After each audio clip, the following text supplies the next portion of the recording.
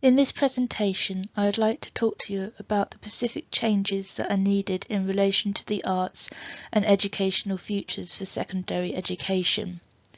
How can we engage equal gender and ethnic diversity within the arts and secondary education?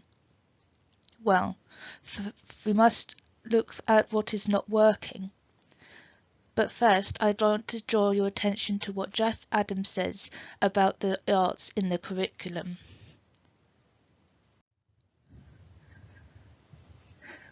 He says, what could be more basic or core to the curriculum of children than the opportunity to express themselves through the arts by drawing, singing, acting or dancing? The enrichment that the arts bring to people's lives is increasingly thought of by policymakers as superfluous rather than essential or fundamental. I would also like to add that from my research, it also seems that some teachers are pushing students who have a higher attainment to study more of the EBAC subjects, and those with lower attainment pushed to the arts, which shows that the value of the arts to certain students should not be worth their while in studying. Here we have the English Baccalaureate EBAC. And the first part is what the government suggests, the first point. The government's ambition is to see 75% of pupils studying the EBAC subject combination at GCSE by 2022 and by 90% by 2025. Other points that I'd like to make about the EBAC is that the introduction of the EBAC has had an effect on the arts in state education with the steady decline year on year. The EBAC takes up most of the options that students must take at GCSE, with an average of 9 to 10 subjects. 7 to 8 of those are EBAC subjects. There is little room for the arts to be studied. So what effect has this had on the arts then? First, how are the arts taught within school education? So normally art is taught as art and design, drama normally taught within English, then there's music, and dance normally taught within PE. It is not just the uptake in the arts that are having effect. There has also been a decline in subject teachers between 2011 and 2016, not just in England, but the rest of the UK. The decline of arts educators across the UK. In the first chart, we have England. The total number of full-time equivalent teachers fell by 2%. From 215,200 in 2011 to 210,900 in 2015. However, the data reveals that there was a much bigger drop in the number of teachers teaching arts subjects and D&T over the same period. In this case of art and design, the teacher headcount dropped by 13.7%. and music dropped by 13.8%. The drop in teacher numbers for the other art subjects and for D&T was even more marked, with media down 18.2%, drama down 19%, and D&T down 22.3%. In the next chart, we have Wales. An examination of the data on the teacher workforce in Wales indicates there has been a drop in the number of teachers teaching creative arts subjects. This reflects the drop in teacher numbers generally. However, the drop in the number of teachers of music and D&T is more pronounced. Also, the data suggests that the response to a rising school population proportionately more teachers are being trained to teach other secondary subjects than arts subjects. Overall, there's been minus 9.4% change between 2011 and 2016 in that of teachers, of the decline. Next, we have a chart from Scotland. Compared to the profile of all secondary teachers teaching their main subject, the data does not suggest that schools are cutting creative subject posts at the expense of other subjects. The data does suggest that fewer teachers without a relevant teaching qualification in technical education are teaching the subject. There has been a minus 0.3% change from 2011 to 2016 in decline. For Northern Ireland, there was not a graph given, but overall there has been a decline in the arts being taught across the UK. There are also further points that there is a decline in the arts and also gender and ethnic gap within the arts.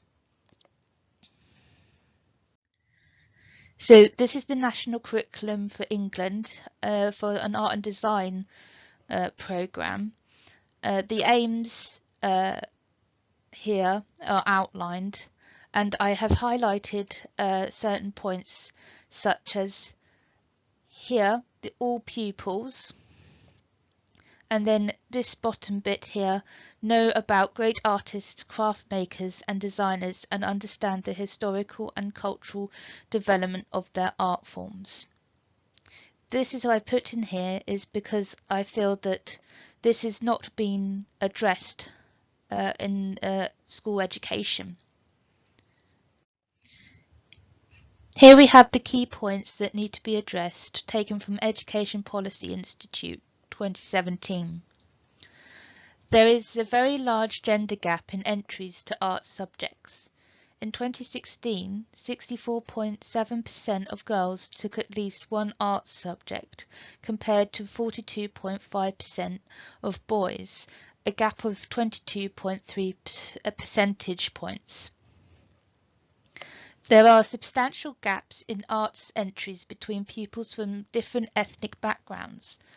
Black Caribbean pupils have particularly higher entry rates, whilst pupils from Indian and Pakistani backgrounds are much less likely to have at least one arts entry than those from other ethnic groups. So how can we deal with these? So possible futures include not just white and European culture of artists, but a culture of artists that will be engaging for students and of different ethnic groups. Create workshops that use all of the arts disciplines, and encourage boys and engage boys in the arts and have boys only arts club. So how can we do this? This website uses workshops for the arts and culture in mind. It's a website that's a platform for the UK's leading directory of art educational schools workshops, and it's free for schools and workshop providers to advertise on. Another couple of websites here to engage boys in the arts. The first website gives teachers and other educators the tools to engage boys in dance.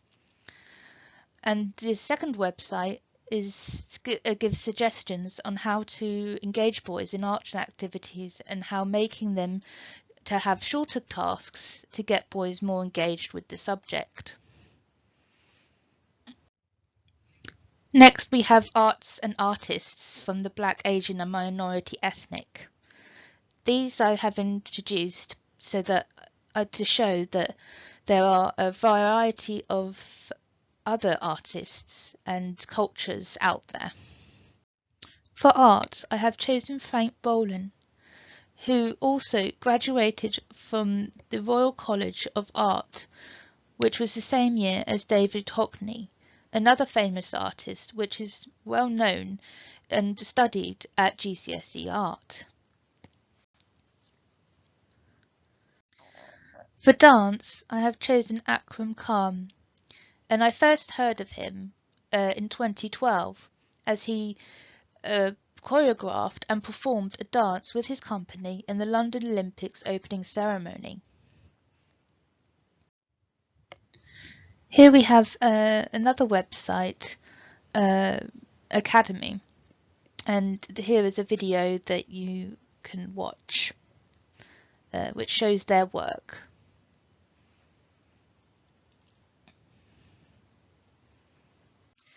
Next we have drama, and here I've included Cinderella, and the reason I have is where it was made up of white, black, Asian and minority ethnic people, and it was a favourite of mine as it was the first time I'd seen anything like this before. Here for music I have chosen Nanit Swahne, and he also collaborated with the choreographer Akram Khan. And again, there's a video of his music to be able to watch there. So the outcome of this presentation, I wanted to make an understanding for the need to inspire and engage students and artists from their own ethnic background as well as European artists, and to engage with cultural workshops and to collaborate with ethnic artists, and there to be the potential for black, Asian and minority ethnic teachers for working in arts in schools. That concludes my presentation. Thank you.